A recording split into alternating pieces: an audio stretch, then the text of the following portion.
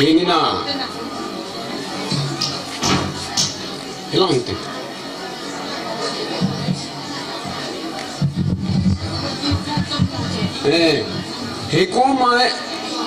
hikoma ki kopna wa ilimu hiya bona rikona ki koi diu kade ahin lima kila palan sapang nel ta ta hoi limu pot lo de ja chu ama ho chang lo ai le atau de dang to min ten chule lim la wang chon abon cha la ding na nai chang la ding chang camera la ding chu ta bonga chu ilimu hi am jing ding iko ma ki khop nau thu si mi mang ta lo ding a ka de je he nge tu chu mai la pha chung pi ka bolen ka sei jing bonga chu pathin wa choi na dai lo i bol thiu i ma ka sapun ya chu pathin pakai pathin i wa choi jing di he nong ka san ya chu pathin wa choi na la hi tam pi ka sim tam na lai a hi ja chu a khat henge pathin wa choi na la chu dressing in santen ni ve nge ho se ni ko de be diu na Gimana? Buat tim pada waktu itu kita itu boleh nangga. Apa yang sih itu contoh?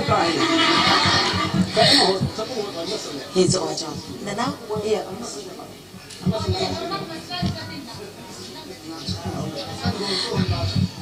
Hallelujah. Pathian thang vai nom hen chule tu ni huna hi hepu pathian amang cha ma zala la tha khoi tak mai wak le ki the je gon ama zalem pathian chu avelen pa cha genom ki then ya wa chu yun leng lo pi chung nong pathian chu tilai